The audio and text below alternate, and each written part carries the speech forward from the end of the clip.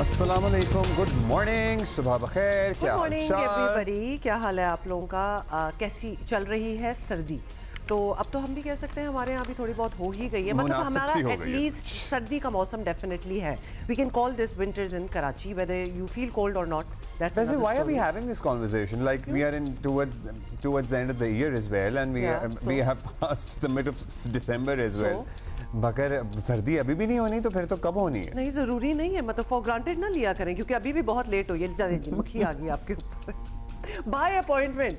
मतलब हम इधर आके बैठते हैं और हमें बताया जाता है कि कोई मक्खियां नहीं है, सब कुछ ठीक हो गया है, कोई ऐसी थ्योरी निकाले ना, पहुंचते हैं कि और मक्खियां वो कहते हैं ना, जो लोगों का खून सर्टन टाइप का होता है, मच्छर उनकी तरफ अट्रैक्ट होते हैं. कल मैं एक नई थ्योरी पढ़ रहा था, अगर आप केला खाएं तो मच्छर आपको ज्यादा काटेंगे, एज इन केला खाने के फौरन बाद. मतलब ये मेरी अम्मी मुझे बता रही थी. You know, I had a केला in the morning.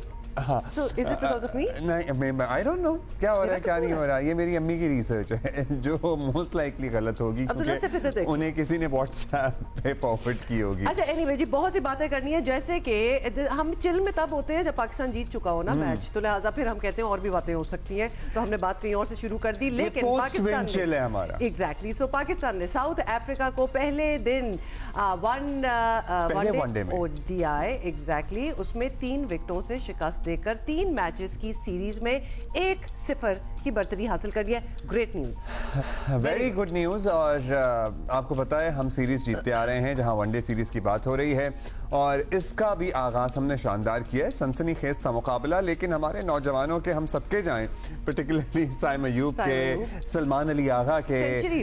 Saim Ayub ने अपनी ओडीआई की पहली सेंचुरी बनाई है, पाकिस्तान की जीत में अहम किरदार अदा किया. और इसके अलावा सलमान अली आगा का किरदार भी बहुत ही आउटस्टैंडिंग रहा. उन्हें तो प्लेयर ऑफ द मैच का अवार्ड भी दिया गया. फर्स्ट इनिंग में उन्होंने अपनी घूमती बॉल्स के जरिए जनूबी अफ्रीका के 4 बैटर्स को चलता किया, और फिर मिडिल ऑर्डर फेल होने के बावजूद साइम अयूब के साथ शराकतदारी लगाई, और इनिंग के आखिर में नसीम शाह के साथ मिलकर 240 का हदफ आखिरी ओवर की दूसरी गेंद पर चौका लगाकर इन्होंने हासिल कर लिया. और गोइंग बैक टू वो, चूंकि हम इतने एक्साइटेड हो गए साइम अयूब की सेंचुरी पे बात करते हुए, बाय द वे वो दूसरी सेंचुरी है उनकी. अच्छा, दूसरी है? हाँ, दूसरी है. तो हमने वो इसी मैच की बात कर ली, और एक बट ओडीआई की बात कर रहा हूं मैं. हाँ, तो ओडीआई में भी ओडीआई की दूसरी है भैया. I stand corrected. ओके, मैंने वेबसाइट पे पढ़ा था. तो चलो, हो जाता होता है ना यहाँ में, इसीलिए तो दोनों बैठे हुए हैं एक दूसरे को करेक्ट करने के लिए. अच्छा, सलमान अली आगा 82 रन बनाकर नॉट आउट रहे बाय द वे, और इनिंग्स के आगाज में पाकिस्तानी ओपनर अब्दुल्ला शफीक बगैर कोई रन बनाए दूसरे ओवर में चलते बने थे. हमने क्यों मेंशन किया जब हम जीत चुके हैं? जो नहीं अपना कंट्रीब्यूशन डाल सके, व्हाई शुड वी मेंशन? देखिए, हम बाकी को बताएंगे तो सही ना. बाबर आजम की बात करेंगे, 23 रन उन्होंने बनाए. रिजवान ने 1 ही रन बनाया शायद, या 1 भी नहीं, 1 तो था मेरा ख्याल है. कामरान गुलाम 4 रन ही बना सके. सीरीज का दूसरा मैच जुमेरात को केप टाउन में खेला जाएगा, और इंशाल्लाह वो भी जीतकर इस सीरीज में बर्तरी हासिल कर लेंगे. अच्छा, Kamran by the way run out हुए थे, तो उनके साथ ये हो गया था. कप्तान हमारे बोल्ड हुए थे. अच्छा जी, राशिद भाई हमारे साथ मौजूद हैं, और सिकंदर बख्त हमारे साथ मौजूद हैं. राशिद भाई, certainly it is for us whenever we have a victory in hand. So हमारा मूड ऑटोमेटिकली अच्छा होता है, लेकिन हम आपसे certainly चाहेंगे critical analysis on yesterday's performance of Pakistan team. हमें जरूरत थी ऐसी विन की, और जिस तरह से हम ऑस्ट्रेलिया में और जिम्बाब्वे में सीरीज जीते हैं, तो यहाँ पे भी चांसेस नजर आ रहे हैं पहले मैच के बाद. और ये अच्छी चीज है कि हमारे स्पिनर्स को यूटिलाइज किया गया. जैसे सिकू भाई काफी दफा कह चुके हैं कि हम साइम अयूब को या सलमान अली आगा को यूटिलाइज नहीं करते, लेकिन कल के मैच में 27 ओवर हमारे स्पिनर्स ने किए, और बॉल की पिच हमेशा लो एंड स्लो और स्पिनर्स को हेल्प करती है. उसमें हमने सिर्फ 107 रन दिए. तो खुशाइन चीज है पाकिस्तान क्रिकेट के लिए कि सलमान अली आगा जो डाउन दी ऑर्डर बैटिंग कर रहे हैं मिडिल में, और उन्होंने बॉलिंग बहुत अच्छी की. और जब मार लगी हमें शुरू में 7-8 ओवर में, फौरन ही पेस को चेंज करके हम स्पिनर्स को लेके आ गए. सलमान अली आगा और अबरार ने बॉलिंग की, और वहां से 70 पे इनका कोई आउट नहीं था. उसके बाद देखें आप, ग्रेजुअली हम गेम के अंदर आते रहे, और बहुत तेजी से उनकी 4 आउट कर दिए. बहुत बड़ी कामयाबी है, और तमाम पूरी टीम वर्क है, स्पेशली सलमान अली आगा एंड साइम अयूब. अच्छा, स्पेशली सलमान अली एंड साइम अयूब। और मुझे लग रहा था कि टीम में भी अपने अंदर भी एक हेल्दी कंपटीशन है कि who would contribute more towards Pakistan victory. अच्छा, मतलब साइम जहां सेंचुरी बना रहे थे, सलमान ने 4 आउट किए, फिर 82 रन भी बना दिया, मैच भी फिनिश कर दिया। अच्छा, लेकिन सिकंदर एक बात है, और आप हमें बताएं, हमें देखते हुए जब मैच देख रहे होते हैं एज स्पेक्टेटर्स, एज व्यूअर्स, हमें लगता है पाकिस्तान का टेम्परामेंट जो है ना पाकिस्तान टीम का, वो ओडीआई से ज्यादा मैच करता है, क्योंकि we need that time to get into the game. अब 2020 में तो जी स्टार्ट हुए और खत्म भी हो गया match. ODI and of course the result speak for it as well. For the longest time हमें लगता था, और हमारी रिकॉर्ड भी अच्छा है T20 में, कि हम T20 की शानदार टीम है, और अब अचानक से हमें अब ये मुसलसल तीसरी सीरीज है हमें लग रहा है। एग्जैक्टली ना, तो अब शायद वो टेम्परामेंट और वो सारा मोमेंटम चेंज हो गया है। सिकंदर, हम गलत सोच रहे हैं? देखिए, सबसे पहले तो आपको बहुत बहुत मुबारक हो, बहुत बहुत मुबारक हो, अमेजिंग विन। और आप लोग शुरू में मक्खियों का जो जिक्र कर रहे थे, मक्खियां वहां आती हैं जहाँ मीठे से लोग बैठे हो। आप बहुत मीठे हैं शायद दोनों, तो इसलिए मक्खियां आपकी तरफ ज्यादा आ रही है। अच्छा, इसमें हम बहुत अच्छे हैं, वी आर वेरी नाइस, मीठे लोग हैं आप लोग, एंड स्वीट पीपल। अमेजिंग। देखिए, कल जो क्रिकेट खेली गई है वो 1980 की खेली गई है। लोग कहते हैं जी आप लोग 1980 के लोग हैं। ये जो विन है, आप देखें कि उन्होंने 10 ओवर में किए थे 70 रन और उनका एक खिलाड़ी आउट था। हमने 10 ओवर में किए 23 रन। फर्क आप देखें, 50 रन का फर्क है। उन्होंने किए थे 70, हमने किए 23। हम आराम से खेले, हमने 4 विकेट गिर गई थी, 63 पे 4 हो गए थे हम। मगर उसके बाद इन दोनों ने जो इनिंग खेली है वो अमेजिंग है।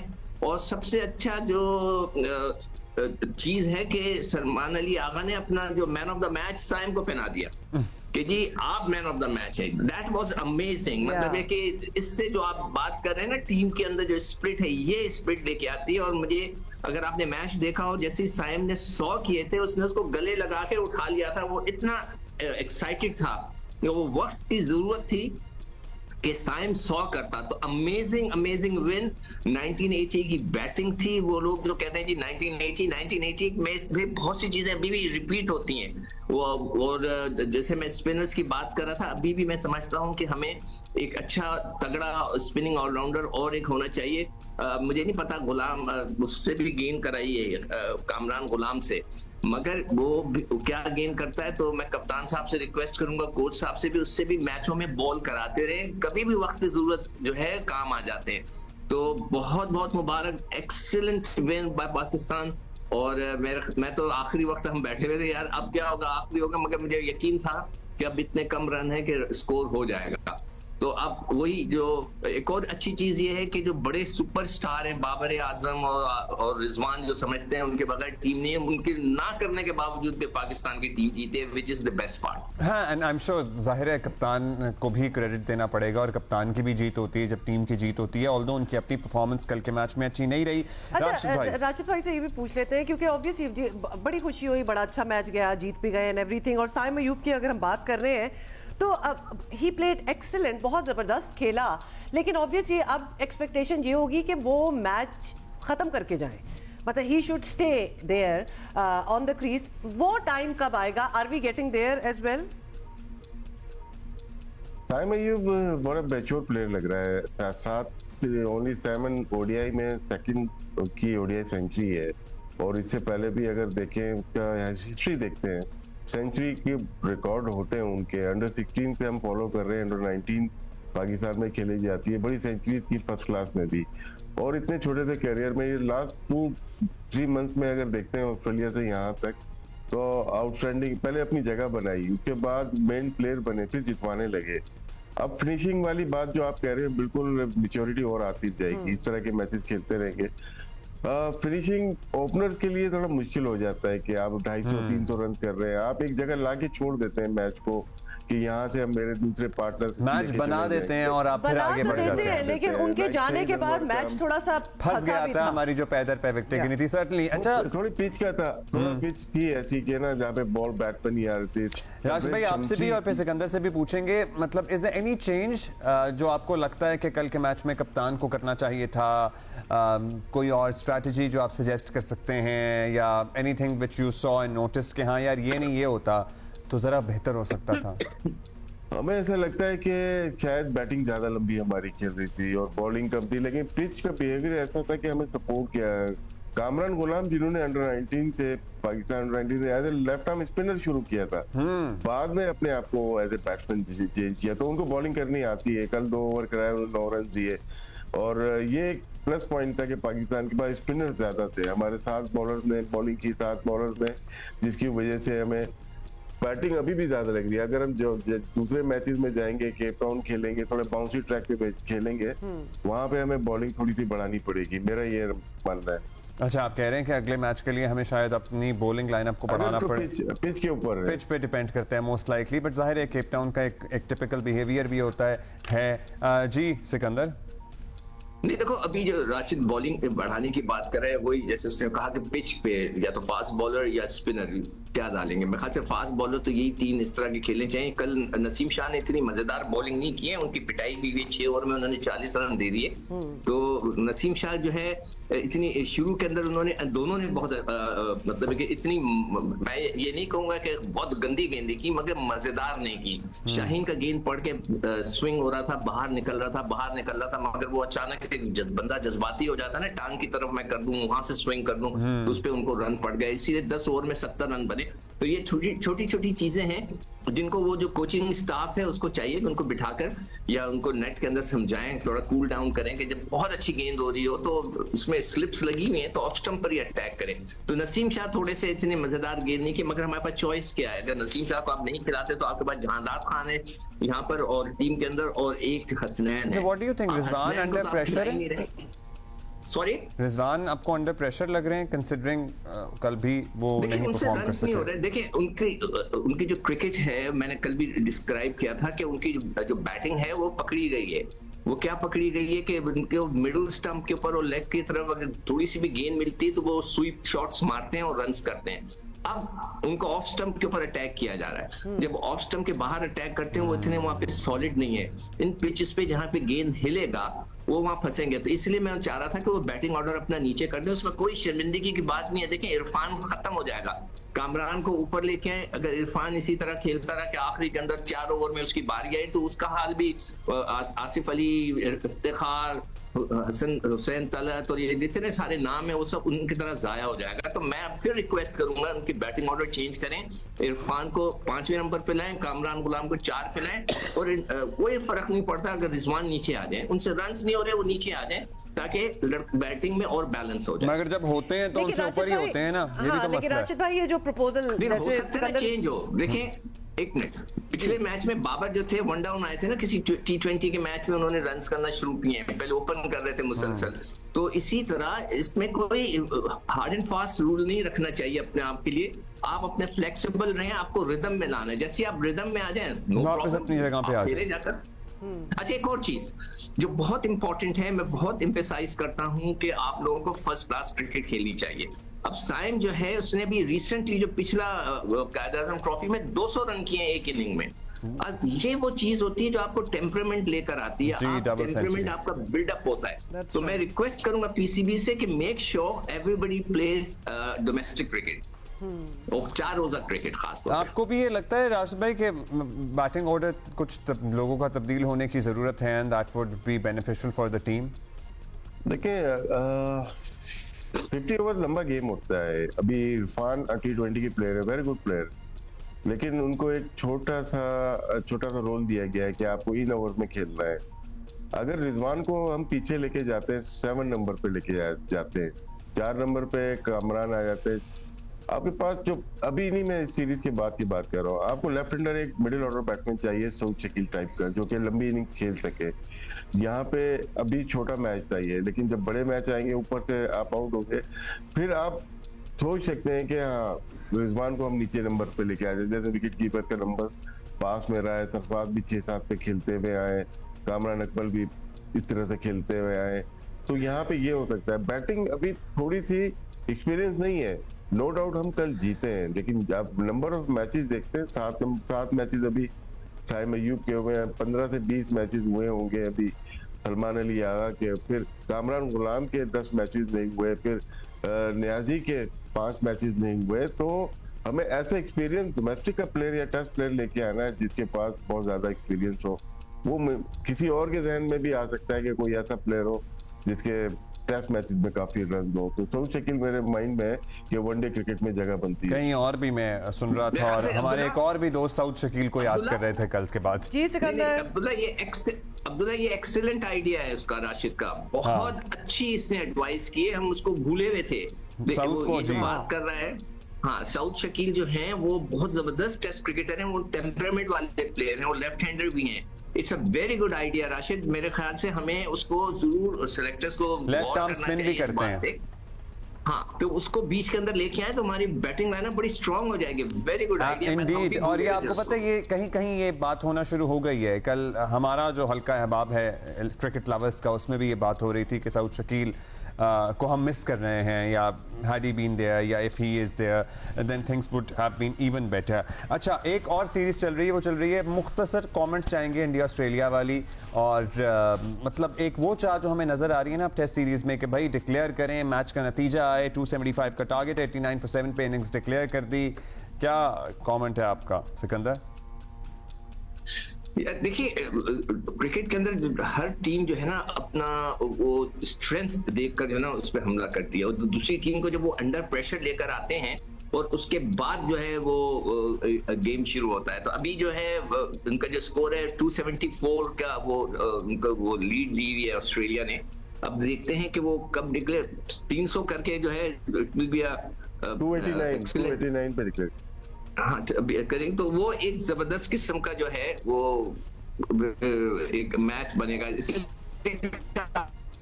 अच्छा जी, चैंपियंस ट्रॉफी का भी अब तो मैं जो है ना मैंने छोड़ दिया उस चैप्टर की तरफ जाना, फिलहाल जब होगा तब हो जाएगा। वो बार बार पूछने से कोई उस तरह नहीं हो जाएगा जिस तरह हम चाहते हैं। हाँ। सिराज भाई को खबर पहुंची है आप तक कि क्या अभी अनाउंसमेंट तो नहीं हो सकी है? खबर एक आई थी कि कल गुजरे हुए कल में अनाउंसमेंट होगी, और मोस्टली पाकिस्तान क्रिकेट बोर्ड की जो इनकी जो तवक्कुआत थी उसको पूरा उतर रहे थे, और एशियन क्रिकेट काउंसिल के जो लोग थे उन्होंने बड़ा सपोर्ट किया मीटिंग में पाकिस्तान को। अब वजह नहीं मालूम हो रही कि किस वजह से अभी तक अनाउंसमेंट नहीं हो रही। हाँ, यही तो राशिद भाई सवाल तो यही है कि डिले अब क्यों हो, पहले ही इतना डिले हो चुका है, कोई ना कोई फैसला तो होना है, और अब जो भी फैसला आएगा वो सारों को कबूल ही होगा, तो अभी भी क्यों डिले हो रहा है? शायद अभी तक डॉक्यूमेंट पे साइन नहीं हुए। हालांकि जो आपकी वर्चुअल मीटिंग होती है वो रिकॉर्डेड होती है सारी, वो रिकॉर्ड में आ जाता है, लेकिन फिर भी ये चाह रहे हैं कि ऐसे डॉक्यूमेंट पे साइन किया जाए जो कि मुस्तकबिल में 2026 से लेकर 2027 और उसके आगे भी काम आए। शायद पाकिस्तान और इंडिया की जो प्रॉब्लम्स हैं उनको सॉल्व करने के लिए आईसीसी ने भी शायद यही कहा है कि डॉक्यूमेंटेड होनी चाहिए सारी चीजें। लेट्स सी क्या होता है। सिकंदर आपको मतलब सोहेल ने कल स्टेटस लगाया हुआ था, हम भी कल इंतजार कर रहे थे कि कल कुछ अनाउंसमेंट हो जाएगी, लेकिन लेट्स सी कब होती है। आप भी हमारी तरह मुंतजर ही हैं या आपके पास कोई और खबर है? नहीं मुंतजर हूँ, मगर मुझे जो मेरी जो इन्फॉर्मेशन है उसके अंदर ये बहुत वाज़े तौर पे कहा गया है पीसीबी की तरफ से कि जब तक ये डॉक्यूमेंटेड नहीं होगी इसका कोई वही वाली बात के एतबार हो, खुशी से मर नहीं जाते कि अगर एतबार होता है, एतबार नहीं है हमें भारत के ऊपर इतना सा भी एतबार नहीं है, मुझे तो नहीं है। अब पाकिस्तान क्रिकेट बोर्ड एतबार करता है तो नहीं, it has been going on for too long, ये बात बहुत लटक चुकी है, इसलिए एतबार वाली अब तो मतलब तो इसीलिए मुझे लगता है कि पाकिस्तान क्रिकेट बोर्ड जो है जो नकवी साहब हैं वो जो है इसको बिल्कुल सख्ती के साथ एक ऐसा डॉक्यूमेंट तैयार करना चाह रहे हैं जो भी मुझे इन्फॉर्मेशन क्योंकि हम एक ही सुराख से इतनी बार डसे जा चुके हैं कि अब हम नहीं बातों पे एतबार कर रहे हैं। बिल्कुल, वो हजरत अली का कॉल भी है कि मोमिन वो शख्स है कि जो एक बिल से दूसरी दफा ना डसा जाए, मगर हम इतनी दफा डस चुके हैं, मगर अब हमें अड़ जाना चाहिए। अच्छा चलें, थैंक यू राशिद भाई, thank you Sikandar, have a good day guys. And of course champions trophy का तो पता चल ही जाएगा, जब होगी तब होगी और कहाँ होगी जो भी होगा, लेकिन ये मैच कल वाला हम जीत गए, तो दैट इज समथिंग। हाँ, और ये जो था ना हमारा जो गिला है वो आईसीसी से भी है, पता नहीं हमारा अपनी फेलो नेशन से भी है। भारत ने तो जाहिर है कोई भी मुल्क अगर उसको ये अथॉरिटी मिल गई है कि हम इजारातदारी दिखाएंगे तो ठीक है, फिर दिखाएंगे, वो तो चाहेगा कि मैं दिखाऊं, लेकिन बाकियों का क्या किरदार है, that is also really important. Everybody else should put some pressure ना कि डू इट अच्छा, ऑलरेडी, बहुत हो गई। ग्रीस में जो कश्ती हादसा हुआ है ना, जाहिर है बड़ा दिल गमगीन है, अफसुर्दा है, लेकिन अब जैसे जैसे पैसेंजर डिटेल सामने आ रही है ना, तो और भी ज्यादा तो दिल किरची किरची हो रहा है। मतलब 12 साल के बच्चे, 13 साल के बच्चे, 19 साल के लड़के, और इतने सवाल उठते हैं कि ये कैसे 12 साल के बच्चे कैसे पहुंच रहे हैं, और इतना सफ़र है ये। और आज ख़ास तौर पे आपको बता दें कि दुनिया भर में आज तारकीन वतन का दिन मनाया जा रहा है, और ये दिन मनाने का मकसद आलमी सतह पर तारकीन वतन के मसाइल का अजाला करना और तारकीन वतन की खिदमात और हकूक़ से मुतालिक शऊर और आगही पैदा करना है। और पाकिस्तान के लिहाज से ये दिन इसलिए भी अहम है कि चंद दिन पहले जो हम बात कर रहे हैं, ग्रीस में तारकीन वतन की कश्ती उलटने से अब तक 5 पाकिस्तानियों के जाँ बहक होने की तस्दीक हो गई है, जबकि तो अभी तक दर्जनों कहा जा रहा है कि लापता है। ऑलमोस्ट 35। और ये पहला वाकया भी नहीं है ना, सबसे और शायद आखिरी भी नहीं होगा। इंसानी जानों का ज़या होना अपनी जगह एक अलमिया है, लेकिन ऐसे वाक़यात मुल्क की बदनामी का भी बाइस बनते हैं। यूनान में पाकिस्तान के सफ़ीर आमिर आफ्ताब कुरैशी बताते हैं कि हद तो ये है कि इस बार मरने वाले और लापता होने वालों में बच्चे भी शामिल हैं।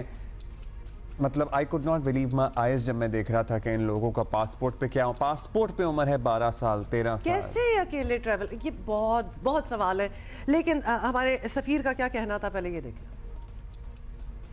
कमेटी हैज़ बीन फॉर्म और उस है उन्होंने उनको 5 रोज़ के अंदर हिदायत दी गई है कि वो वज़ीर आज़म साहब को एक रिपोर्ट दें जिसमें जो लोग इस मकरूह कारोबार में इन्वॉल्व हैं उनको जो है कैफ़े किरदार तक पहुँचाया जाए। ये जो पाकिस्तानी जो हैं, जो 5 थे जैसे एक शिप में से, उसमें एक बच्चा है, जो 6 हैं उसमें भी एक बच्चा है, इसी तरह यहाँ भी। तो ये जो ट्रेंड है कि अब माइनर्स बच्चे जो हैं इनको भेजा जा रहा है, दैट इज़ वेरी सीरियस। और मेरी ये इल्तिजा है जो वालिदैन हैं कि अपने माइनर बच्चों को तो मत भेजें आप इस किस्म के ख़तरनाक जो है सफ़र पर। बहुत सवाल है भाई। अब आपको ये बताएं जैसे कि एथेंस में पाकिस्तान सफारत खाने ने जाँ बहक होने वालों के नामों पर मुश्तमिल एक फहरिस्त जारी की है, जिनमें 13 साल का मोहम्मद आबिद भी शामिल है।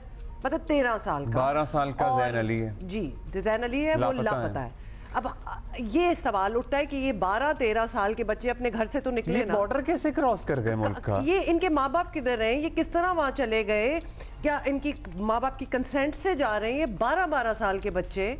तो ये सवाल सुन के ना और भी ज्यादा एक दिमाग खराब हो जाता है कि अपनी मर्जी से जाना और इतने खतरे वाले ये फासले और ये सफर हैं, उनमें बच्चे भी जा रहे हैं। यार आप 12 साल के बच्चे पे क्या प्रेशर, मतलब 12 साल के बच्चे पे ये प्रेशर है कि उसने रोजी कमानी है, मुल्क से बाहर जाना है, उसके घर वालों का प्रेशर है, शायद माँ का प्रेशर है या बाप का प्रेशर है या छोटे बहन भाइयों का प्रेशर है। कैसे पता होगा कि ये रिस्पॉन्सिबिलिटी है मेरी? ऑब्वियसली ऊपर से ही आ रहा है ना, उसके ऊपर भी वो प्रेशर, तो ये माँ बाप या खानदान या जो भी है वहां से आ रहा होगा कि भाई अब तुम पे ही है।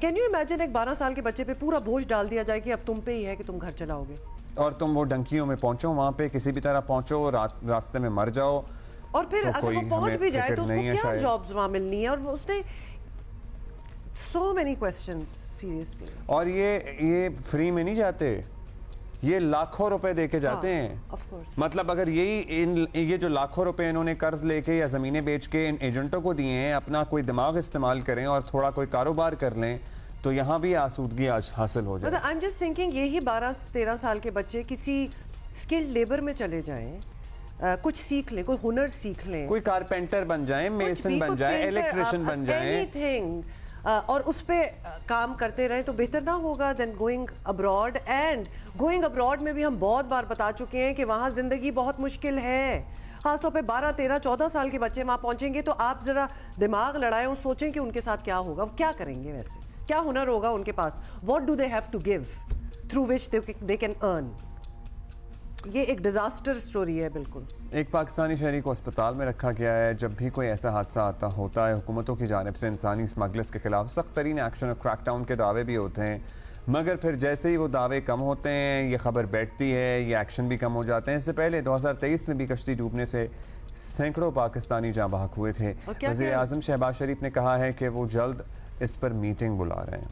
नहीं, फिर होता भी ये है, अभी वैसे वजीर आजम को भी सुन लेते हैं क्या उनका कहना था, लेकिन होता यही है कि पिछले साल भी जब ये हुआ था बड़ा क्रैकडाउन हुआ था एंड ऑल दैट, और आई कैन इमेजिन कि उन्होंने कहा होगा कि जी सारे अभी थोड़ी कुछ महीने के लिए खामोश हो जाएं, थोड़ी देर बाद बैठ जाएगी, फिर स्टार्ट होंगे, और वो यही फिर स्टार्ट हुआ और फिर स्टार्ट हुआ। वजीर आजम क्या कह रहे हैं? चंद दिन पहले मन में एक इलीगल माइग्रेंट्स की वो कश्ती में सवार थे, तो वो कश्ती डूब गई। उसमें अफसोसनाक वाक़ई में 5 पाकिस्तानी भी वो डूब गए, अल्लाह के प्यारे हो गए। बदकिस्मती से ऐसा वाक़या जुलाई 2023 में भी हुआ था, जिसमें आपको याद होगा तकरीबन 260 पाकिस्तानी इसी जगह यूनान में कश्ती में डूब गए थे, और सबसे ज़्यादा तादाद पाकिस्तानियों की थी। तो ये मैं समझता हूँ कि एक बहुत एक सीरियस चैलेंज है। इसके ऊपर मैं इंशाअल्लाह चंद दिन में जो मुतल्लिका जो वज़रा हैं और सेक्रेटरीज़, उनकी मैं मीटिंग मैं बुला रहा हूँ। उसकी रोशनी में अब जो मज़ीद फ़ैसले हमें करने पड़े हम इंशाअल्लाह करेंगे, उसके ऊपर बड़ी सख्ती से हम अमल पैरा होंगे। अच्छा, सॉरी, वज़ीर आज़म ने ये बात की है, पिछले साल भी इसी किस्म की सारी बातें हुई थी, तो आज हम ये इस प्लेटफॉर्म से ये कहना चाहते हैं कि आपको इस चीज़ को बहुत सीरियसली लेना पड़ेगा, बहुत सीरियसली लेना पड़ेगा। देखिए, हम मुल्क में एक ब्रेन ड्रेन, जो पढ़े लिखे लोग हैं और जो नहीं रहना चाहते पाकिस्तान में, वो तो निकल ही रहे हैं, हज़ारों लाखों की तादाद में रिपोर्टें आती हैं, अब ये भी निकलना स्टार्ट हो जाएंगे। मतलब आप सोचें कि मुल्क से मतलब पढ़ा लिखा बच्चा भी निकल रहा है, छोटे छोटे 12-13 साल के बच्चे भी एवरीबडी वांट्स टू लीव, और तरीक़ेकार देखें और रास्ता देखें, मर रहे हैं।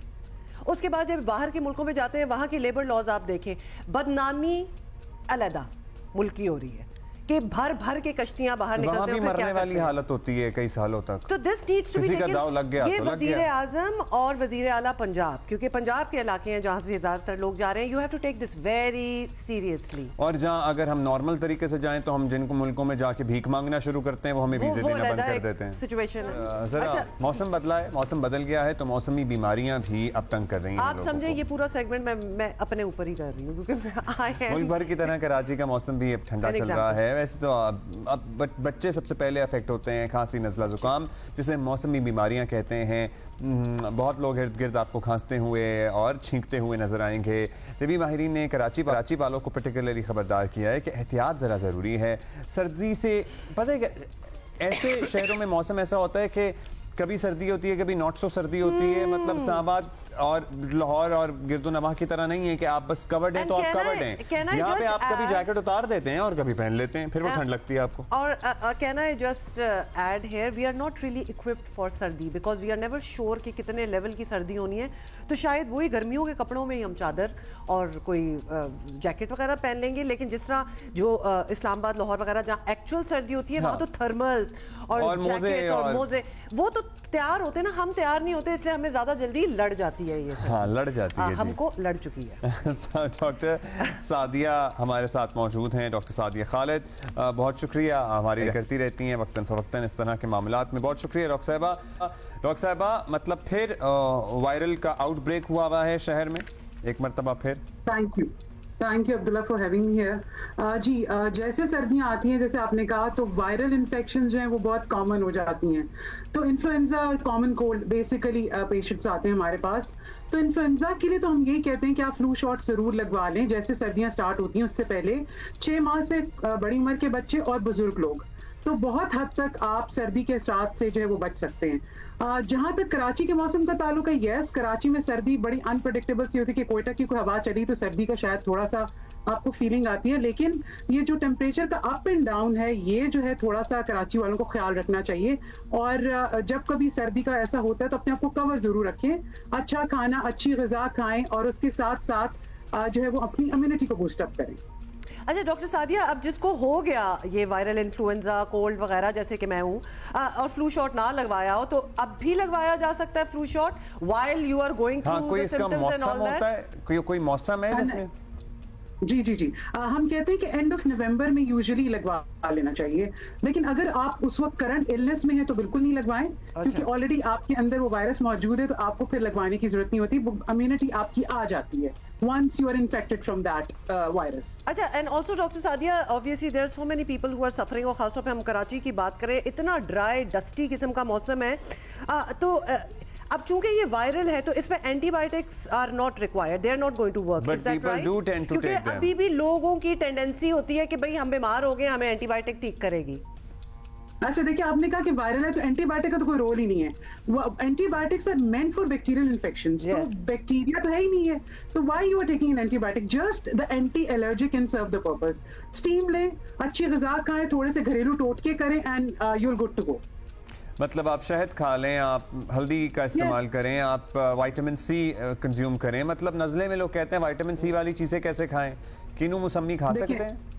जी बिल्कुल, विटामिन सी, जिंक और विटामिन डी, इसका बहुत रोल है। विटामिन डी में ही होता है, विटामिन सी में भी, कि आपकी इम्यूनिटी जो है वो स्ट्रांग हो जाती है। तो आप यू कैन हैव कहवा, बोन ब्रॉथ जिसको यखनी कहते हैं, दैट इज वेरी हेल्पफुल।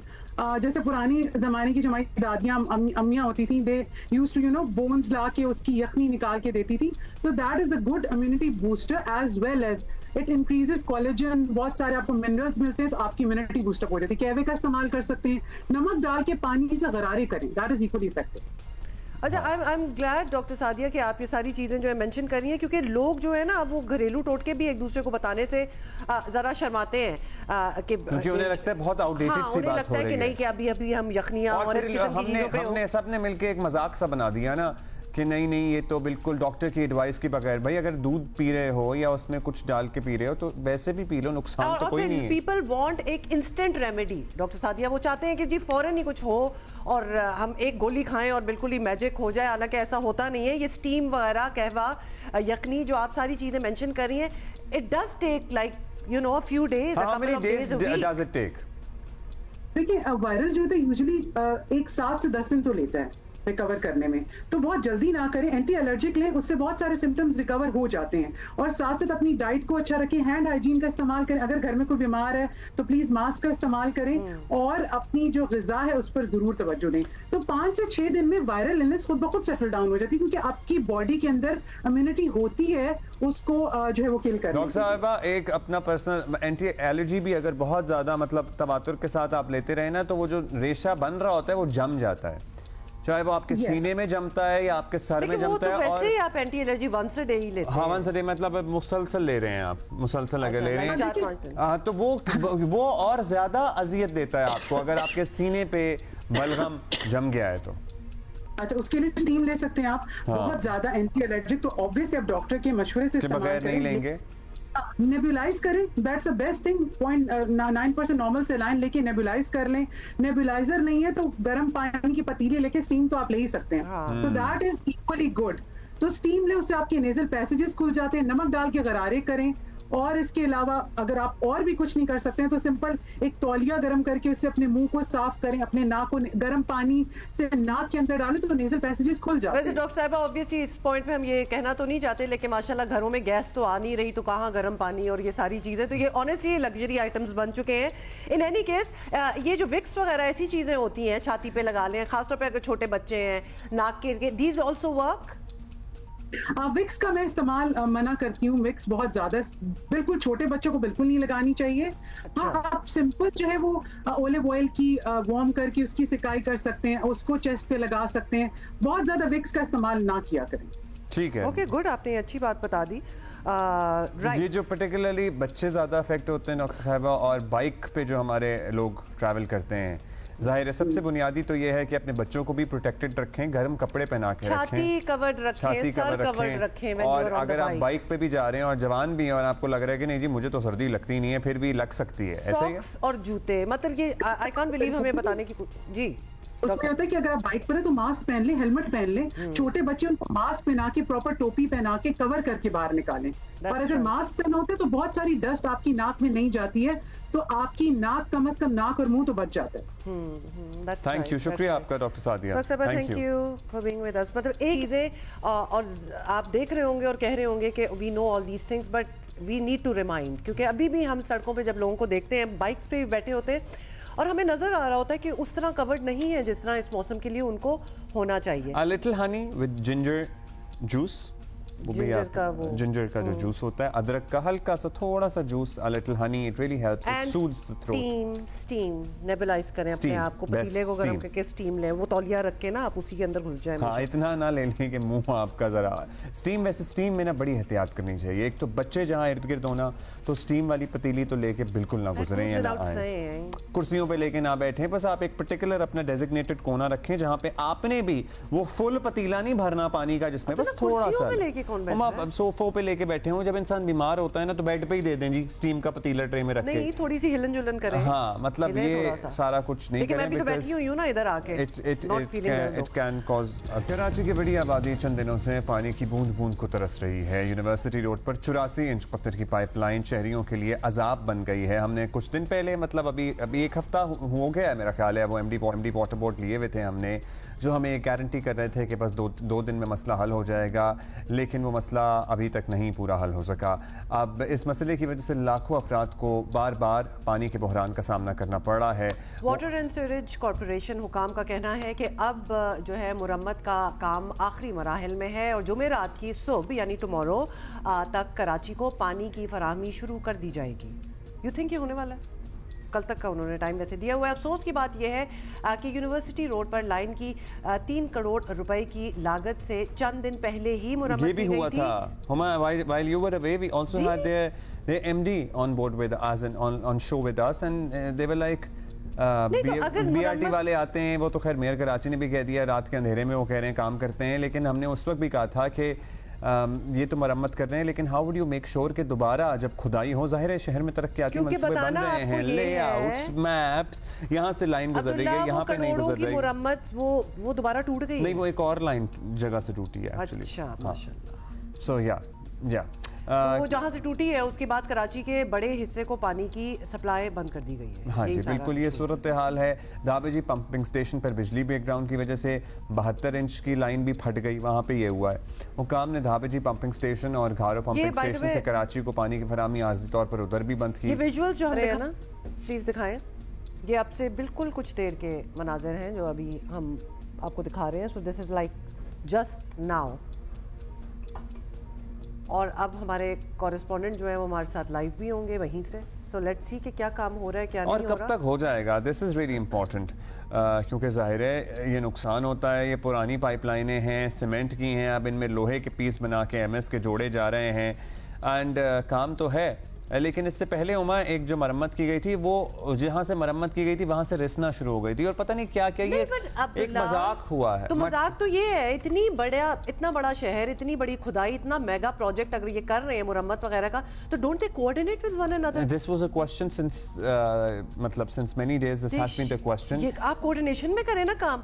यहाँ एक चीज हो रही है, वहाँ फट गई है, दूसरी इफेक्ट होगी, मतलब अगर आप घर में भी नई टाइल लगा रहे होते हैं, या इवन एज सिंपल एज आपने घर में कोई टर्माइट ट्रीटमेंट भी कराना होता है ना, जिसमें जमीन में ड्रिल होनी होती है, जो दीमक का ट्रीटमेंट होता है, तो आप अपनी वापस ड्राइंग की तरफ जाते हैं घर में, प्लम्बिंग ड्राइंग की तरफ या बिजली की ड्राइंग की तरफ, कि किधर कर सकते हैं, या आप अपने प्लम्बर को बुलाते हैं कि भाई इधर से हम ड्रिल कर लें, 1 फुट होनी है, नीचे से पानी की पाइपलाइन तो नहीं फट जाएगी, लेने के देने तो नहीं पड़ जाएंगे। लेकिन यहाँ आपने करोड़ों के शहर को लेने के देने डाल दिए। सुलेमान सादत खान हमारे साथ ही मौजूद हैं। सुलेमान, बताइएगा, उस दिन भी आप हमारे साथ थे, वो जो रिस्पॉन्सिबल लोग हैं वो भी हमारे साथ थे, लेकिन अभी तक शहर में पानी की बहाली नहीं हो सकी है। क्या उसके बाद कोई किसी और जगह से पाइपलाइन फट गई है, या अभी तक उसी की रिपेयर नहीं हो सकी? जी अब्दुल्ला, बहुत शुक्रिया। उसी लाइन की रिपेयर अब तक मुमकिन नहीं हो पाई है, और उसी लाइन से हम आपको रिपोर्ट करें जहां पर ये तीसरा वाटर बर्स्ट था, और आज 21 डे है, यानी 21 दिन गुजर चुके हैं, और इस वक्त भी जो है वो ये रिपेयर एंड मेंटेनेंस का काम जारी है।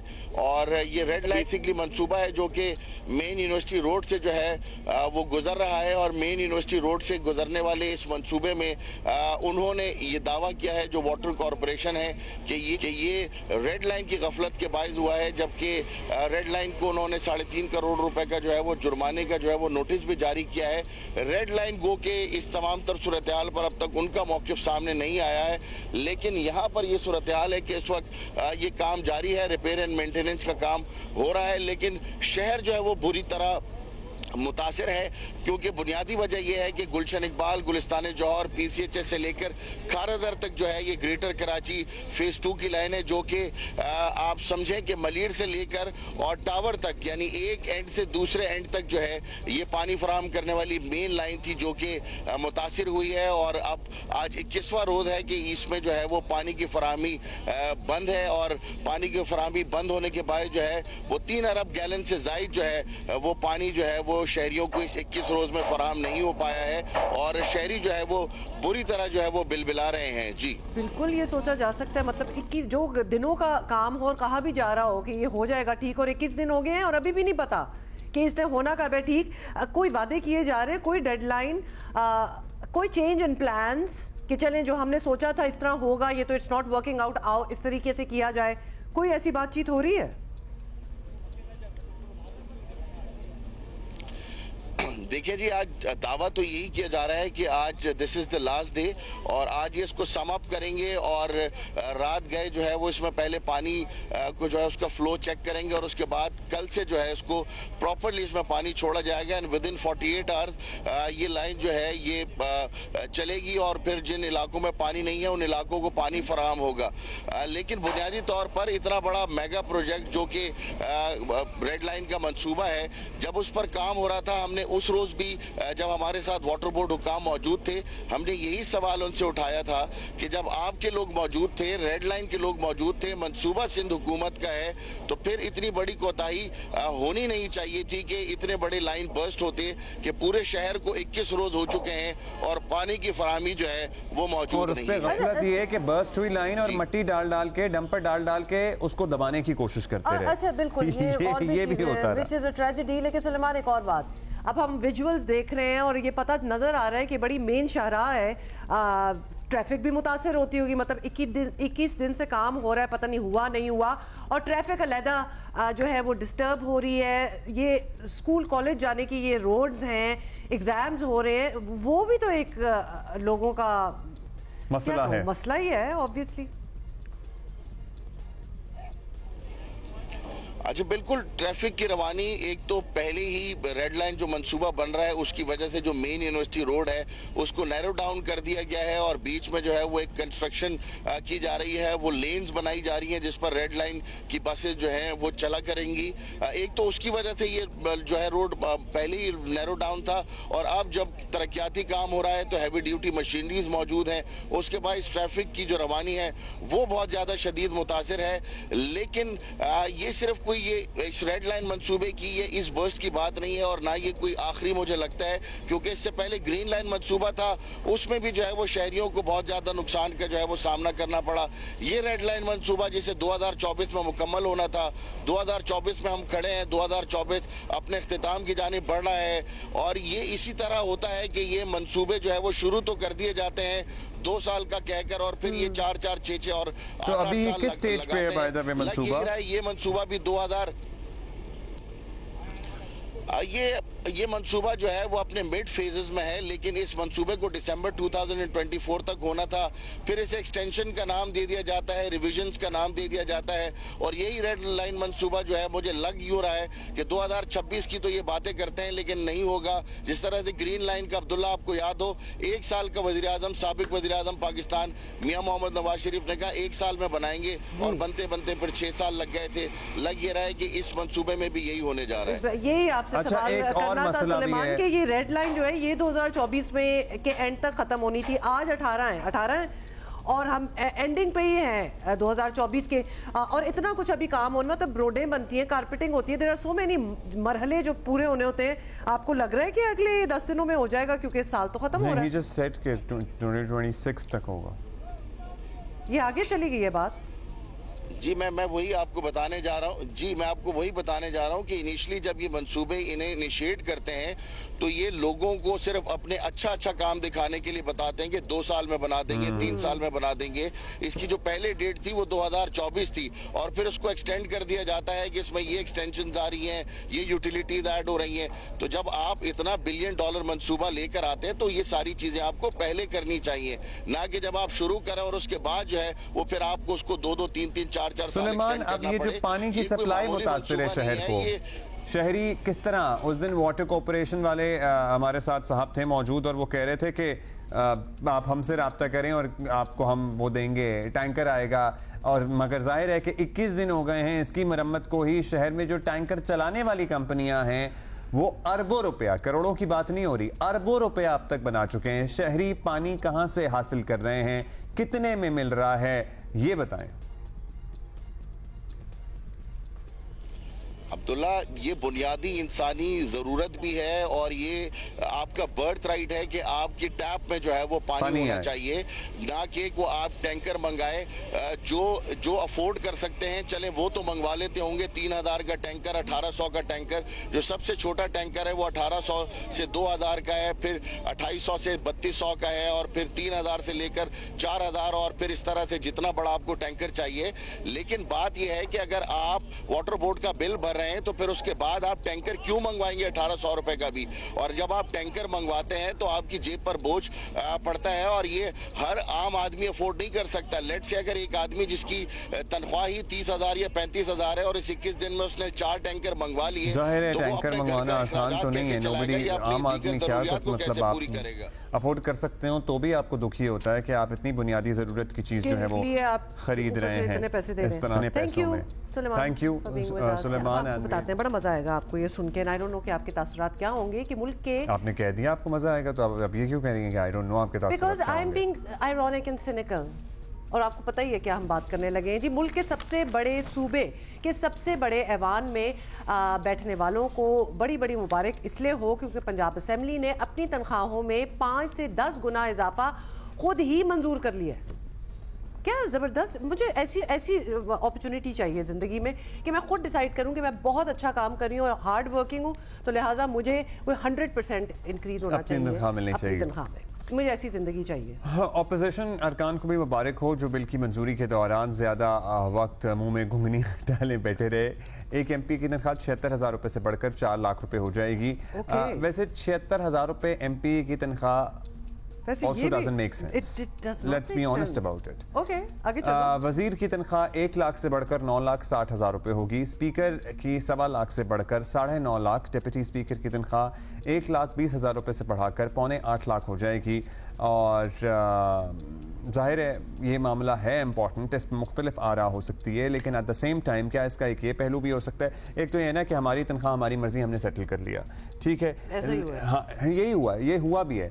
लेकिन एट द सेम टाइम अगर ये कोई एक्सपेक्ट करे कि जी इन तनख्वाहों में लोग, अगर ये एक्चुअल बगैर, हमारी एक पोलिटिकल डायनामिक अलग है, हमारी यहाँ ज़्यादातर ज़मींदार जागीरदार लोग होते हैं, तो बड़ी बड़ी खानदान के होते हैं, बड़ी बड़ी। लेकिन एक आम आदमी अगर MPA बने या MNA बने या वजीर के ओहदे तक पहुँच जाए तो वो तो नहीं काम कर सकता 69,000 रुपए में। या नहीं तो हर एम्प्लॉय क्या खुद ही डिसाइड कर सकता है कि हमारी इतनी बढ़नी चाहिए? मतलब I want to understand the dynamic of how this must have happened. Although you are very right कि जब हम पहले तनख्वाहें देख रहे हैं ना 76,000 रुपीज MPA की, ये that also doesn't make sense कि कौन सी दुनिया में बैठे हुए थे अभी तक। लेकिन हर मामले में जारहाना सियासत की चैंपियन PTI भी इस मामले में महज हुज्जत पूरी करते, बल्कि यूँ कह दीजिए गुडी करते दिखाई थी। Opposition leader Ahmad Khan butcher ने भी अपनी तरफ से बहुत तीर मारते हुए इतना कहा कि ये बिल पार्लिमानी कवानीन एक्ट के मुताबिक है। ये सवाल किया उन्होंने। आपको भी ये बताते चलें कि अरकान असम्बली और वज़रा की तनख्वाहों में इजाफा इनकी बुनियादी माहाना तनख्वाह पर किया गया है और इन लोगों को मिलने वाले TADA, फ्री मेडिकल रिहाइश, दीगर मरात इसके अलावा हैं। और ये सूरत हाल उस मुल्क की है जहाँ पर कर्ज़ों के अंबार लगे हुए हैं। This does not bode well और ये this doesn't sound too good as well। तो ये ज़रा क्या कहें, समझने की ज़रूरत भी है। हाँ, समझने की ज़रूरत भी है, लेकिन एट द सेम टाइम आप लोग इस करियर में आते हैं, आप ये करियर चूज़ करते हैं तो आपको पता होता है कि this is a thankless job. And हमारी पॉलिटिकल डायनामिक ऐसी है कि आप आसूदा घरों से ही आ रहे होते हैं और आप तो इलेक्शन लड़ नहीं सकते अगर पैसे नहीं हो आपके पास। तो आप तो घुसे इस चीज में इसलिए ना क्योंकि आपने तो खिदमत करनी है आवाम की। तो खिदमत का जज्बा कुछ और होता है, मेकिंग मनी का जज्बा कुछ और होता है, और अगर वो हो जिसमें कोई बुराई नहीं है, then you should choose some other profession. कि इधर आके खिदमत भी और फिर पैसे भी बनाने हैं, तो that's not going to happen, it should not happen like that. तो अब हम अगर क्वेश्चन ना भी कर जी, एमपीए 76,000 ही ले रहा था सिर्फ, या व्हाटएवर ले रहा था ना, क्योंकि उसका काम कुछ और है, और फिर उसको इंक्रीज करके 10-10 लाख कर देना, हाउ, किस बिना पे, क्यों? हालात देखें, मुल्क अभी महंगाई देखें क्या हो रही है, क्योंकि जब पता है क्या, जब कुर्बानी की बात आती है ना, तो सबसे ज़्यादा कुर्बानी अवाम से मांगी जाती है कि हम पेट काटेंगे और हम ये करेंगे। लेकिन चलिए, तनख्वाहों की बात तो एक तरफ, आप कहें जी आज के दौर के तकाजे के मुताबिक तनख्वाहें की गई हैं, लेकिन हमारे यहाँ जो बुनियादी तनख्वाह है उसी की इम्प्लीमेंटेशन की बात कर लें, उस पर आपने चेक एंड बैलेंस कर लिया पूरे सूबे में कि जहाँ जहाँ लोग एम्प्लॉयड हैं उनको एटलीस्ट बेसिक सैलरी मिल रही है? नहीं मिल रही है आज भी बेसिक सैलरी लोगों को। मतलब बेसिक सैलरी जो आपने बजट में मुकर्रर की है उसके बजाय आज भी लोग 20,000, 18,000, 25,000 माहाना पे मौजूद हैं। आपने इसकी स्ट्रिक्ट इम्प्लीमेंटेशन के लिए आज तक क्या कर लिया? या आप बेसिक सैलरी को भी रिवाइज करें और आप कहें जी कि 70,000 रुपए से कम में एक आम आदमी का गुजारा हो सकता। And can I just mention here, और इसमें कोई बुराई नहीं है बिकॉज सारों को पता ही है, ये वो अरकान हैं असेंबलियों में बैठे हुए जिनकी ये उनकी जॉब्स होती हैं, उनके बिजनेसेस होते हैं, they come from very wealthy families as well. मतलब कोई आम आदमी, कोई लिटरली अगर हम कहें ना कि ये बिल्कुल ही कोई बैकग्राउंड नहीं है, ये उठ के ऐवान में बैठ गए, ऐसा फिल्मों में ही होता है, वरना ये सारे बड़े लोडेड होते हैं, ये बड़ी अच्छी फैमिली से होते हैं, बड़े वेल सेटल्ड होते हैं, and we have no grievance against them at all for that. इनमें जज्बा है कि अवाम की खिदमत करनी है, जरूर आए, लेकिन ये मरात अगर इस सोच के तहत किया गया है कि कल को कोई आम आदमी आएगा और जाहिर है वो इस ओहदे तक पहुंचेगा और उसका वाकई कोई कारोबार नहीं होगा, अगर ये सोच है तो फिर जो लोग अफोर्ड कर सकते हैं प्लीज अब फिर ऐलानात करें और कि आप ये तनख्वाहें नहीं लेंगे, आपको जरूरत नहीं है। फिर आप बताएं ये, हाँ, आप ये तनख्वाहें नहीं लेंगे, आपने कर तो दिया है, लेकिन आपने ये सोच के कर दिया है कि आज से 5 साल बाद या आज से 10 साल बाद, चाहे ऑपोजिशन में कहीं भी हो, अनाउंस इट। कोई आम आदमी आएगा, ऐवान तक पहुंचेगा, किसी ओहदे तक पहुंचेगा तो उसे रिश्वत ना लेनी पड़े या वो दूसरे जराए से पैसा बनाने की कोशिश ना करे, उसकी तनख्वाह उसके लिए काफी हो। And I am sorry, I can not get over the fact कि आपकी तो इंटेंशन पे फिर डाउट हो जाता है ना। आप तो इस शोबे में इसीलिए आए ना क्योंकि आपने खिदमत करनी थी, नॉट टू मेक मनी। तो ये तो तजाद पड़ गया ना फिर आपकी बात में, तो you should categorically refuse to take it then. और हम इंतजार करेंगे इस बात का कि किस किसने अनाउंस किया है, बिकॉज ये देखो अपनी मनमानी हो रही है, दिस इज क्या आप कहें इसमें। और ये पंजाब असेंबली की बात जो आला तरीन होतों पे वैसे भी अनाउंसमेंट्स की भी जाती हैं कि नहीं लेते ये लोग, तो वेलकम करेंगे, बल्कि हम आपको इंकरेज कर रहे हैं कि आप भर भर के अनाउंसमेंट्स करें कि आप नहीं लेंगे और फिर ना लें। ये होना चाहिए इस तरह, ताकि आपकी इंटेंशन पे कोई डाउट ना हो कि आप आए क्यों थे इधर। ओके, ये हो गया। अच्छा, अभी क्या करेंगे? अब मतलब कि जो लाहौर में न्यू ईयर, शादी ब्याह या किसी भी मौके पर हवाई फायरिंग समेत सोशल मीडिया पर असलहे की नुमाइश या तशहीर करने वाले अब होशियार हो जाएं। पर्टिकुलरली लाहौरी टिकटॉकर ज़रा और होशियार हो जाएं। किसी भी हरकत पर अब माफ़ी नहीं मिलेगी।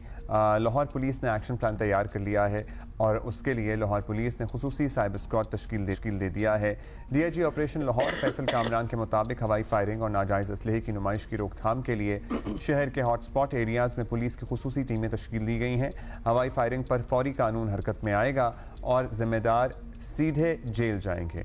हर साल मुख्तलिफ मौके पर की जाने वाली हवाई फायरिंग की अंधी गोली कई बेगुनाह इंसानों की जान लेती रही है, लेकिन इस मरतबा कहा है कि जी we will not spare anyone and that is the right way to go about it, कि माफ़ी नहीं है। अब ये हवाई फायरिंग और ये जो छिछोरपना है और ये शोधापना है, ये मतलब ये अब बंद होना चाहिए। ये जो नुमाइश है, कैन वी ऑल्सो से इससे इम्प्रेस होना ना, जो बच्चे करते हैं, जो यंग ये whoever does it, और कहते हैं हम इसलिए कर रहे हैं क्योंकि बाकी सारे इम्प्रेस होंगे, वो इम्प्रेस होने वाले लोग ना इससे ना इम्प्रेस हों। ये बड़ी छिछोरी किस्म की हरकत है और जो करे उससे तो बिल्कुल ही मायूस होकर इधर उधर मुड़ जाए, ताकि वो बंदा खुद ही तंग आ जाए कि ये मैंने क्या कर दिया, किस माहौल में कर दिया। Do that, make that person uncomfortable कि ये क्या हरकत है। लेकिन आपको पता है कि अभी भी लोग इस बात को फ्लॉन्ट करते हैं, तो खुदा का वास्ता यार, आप किस कदर आप आउटडेटेड दकिया नोज और छिछोरे हैं। आई एम सॉरी कि आप ये बताते हुए आप फख्र महसूस कर रहे हैं कि आपने इतने राउंड फायर किए हैं और आपके पास ये गन है और फलाना है और धमकाना है, और लाखों रुपए आतिशबाजियां हो रही हैं, और मतलब कि शोदेबाजियां हो रही हैं, इसको आतिशबाजी / शोदेबाजी कर ले, फायरिंग हो रही है क्योंकि मौका है भाई, नया साल ही आ रहा है, क्या होगी इतनी बड़ी तुमने कौन सा तीर मारा है पिछले साल में और अगले में कौन सा मारने लगे हो जिसपे फायरिंग करके खुशियां मना रहे हो? साथ हो सकता है वो निकाल ही रहे कोई बात खुशी की। खैर एनीवे, रवा साल आपको बता दें कि हवाई फायरिंग और असले की नुमाइश करने वाले 831 मुल्ज़मान जो हैं वो जेल जा चुके हैं। तो don't be the next ones, क्योंकि अब पकड़े जाएंगे, सारे पकड़े जाएंगे, और जो कि होना भी चाहिए, क्योंकि आप तो अपना एंजॉयज ले रहे हैं, शोदेबाजियों में फायरिंग कर रहे हैं और जाके लग रही है किसी और को, जो बेचारे का कोई लेना देना भी नहीं है सारी चीज़ से। So get over it, and please, if you are trying to impress some girls or anything, girls, get over it. ये impress होने की कोई बात नहीं है। ये तो छोड़ दे, ये तो ब्रेकअप करने की बात है कि मतलब असला लेके फिर रहे हो, तो प्लीज इस किस्म की जिंदगी हमें नहीं चाहिए। So get over it, grow out of it, I would say. हाँ, grow out of it, to be honest. इस पे बात भी कर लिया जाए या नहीं? DIG operation Punjab police Faisal Kamran साहब हमारे साथ मौजूद हैं। फैसल साहब शुक्रिया। फैसल साहब, बताया जा रहा है कि अब शादी ब्याह हो, मतलब अकीक़े हों, बच्चे की पैदाइश हो, न्यू ईयर हो, हवाई फायरिंग रोकने के लिए खुसूसी फोर्स बनाई जा रही है।